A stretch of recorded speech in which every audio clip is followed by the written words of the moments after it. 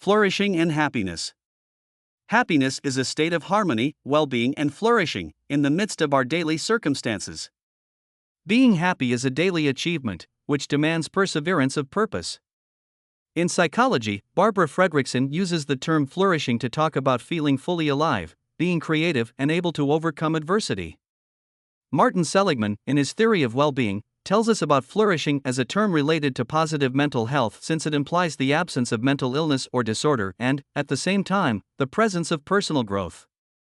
For Seligman, the factors to achieve personal well-being are PERMA, the acronym for these 5 fundamental factors, which are P. Positive emotions.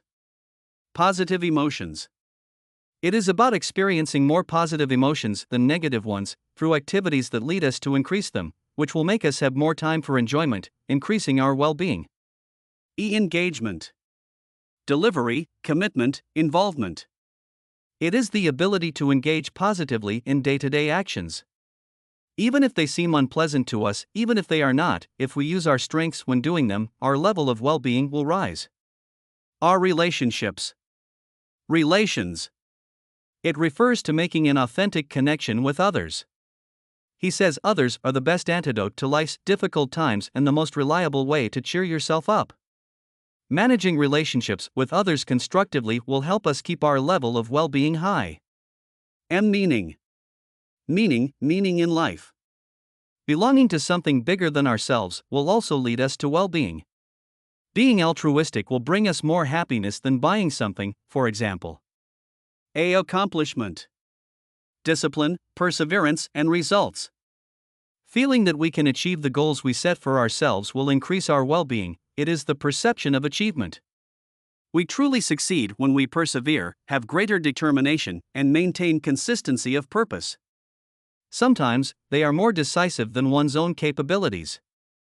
We must, therefore, minimize our suffering on the one hand and increase our growth on the other, with attention to these factors.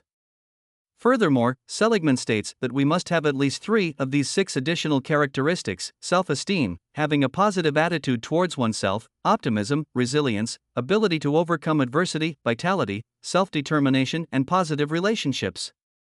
All of this represents a great challenge for which, without a doubt, it is worth striving. However, one of the difficulties in persevering in the fight to achieve our goals and dreams is the tendency towards immediacy, want instant results. In the immediacy, we often become discouraged. It is the sum of small advances, the perspective of progressive improvements, that allows us to value our perseverance of purpose, our achievements.